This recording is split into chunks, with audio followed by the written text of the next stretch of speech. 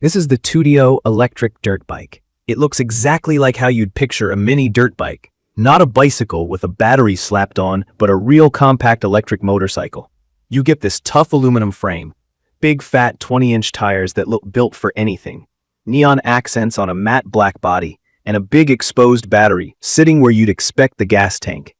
The seat height is just right for average height people, and I can basically flat-foot it at stops. The handles are wide and grippy, and the LCD display sits right up front, giving you speed, battery level, and which ride mode you're in.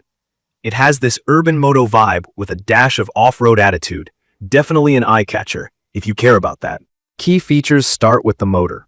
They call it 2,000 watt nominal, but it peaks at 4,000 watt. And trust me, you'll feel it.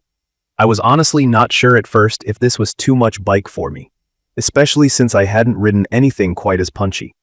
The torque's rated at 170 Newton meters, which basically means this thing will just launch from a stop if you're not ready. More like a motorcycle than an e-bike throttle. On my first ride, I even surprised myself. I cranked the throttle too quick, leaving my driveway, and nearly popped a wheelie. Instant torque is fun, but it pays to respect it and lean into your habits slowly. The battery is a 60V 25Ah lithium unit, about 1,500 watt-hours, sealed and removable. For anyone wondering, that's about the same juice you'd see in some bigger scooters. In my experience, using just the throttle, no pedaling, I got about 34 miles on a single charge, though I was hitting it pretty hard and riding mostly at medium to high speeds. If you use pedal assist, where you actually help out by pedaling a bit, you can go closer to that 75 to 100 mile range they claim, as long as you stay in lower assist levels and don't push max speed.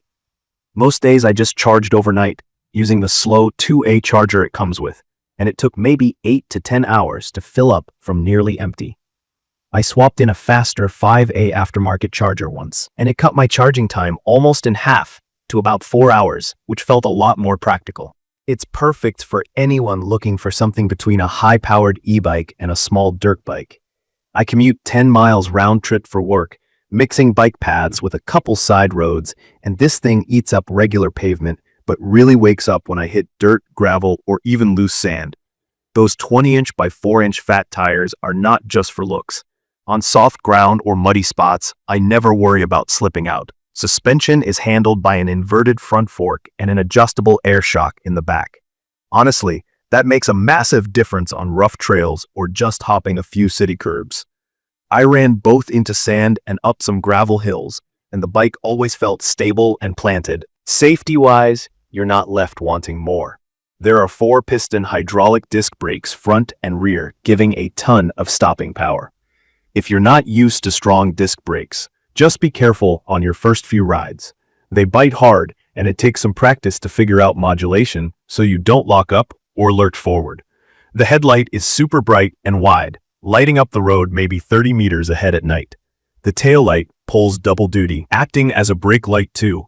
I always feel visible, an underrated part of riding anywhere, but especially crucial when you're blasting around at 40 mph. From my experience, the bike is really stable at speed. I've had it just north of 42 miles per hour on a longer open stretch with no problem. Riding off-road, you do get some vibration, but the suspension and fat tires absorb most of what would normally rattle you to bits. What threw me off at first was the low-speed handling. There's a lot of heft. This thing comes in at 88 pounds, and in tight turns, especially on narrow city paths, it can feel a little sluggish. The wide bars help with control, but you need to be aware if you're threading between cars or making slow, sharp turns. On the other hand, once you pick up speed, the stability is awesome, and the weight gives you confidence on sketchy terrain. One thing that stood out to me was the different ride modes. On this bike, you get pure electric, just use the throttle.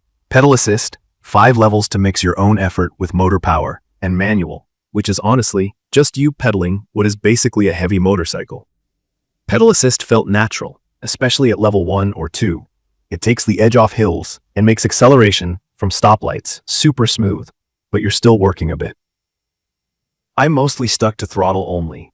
The motor controller is very responsive, sometimes almost too responsive.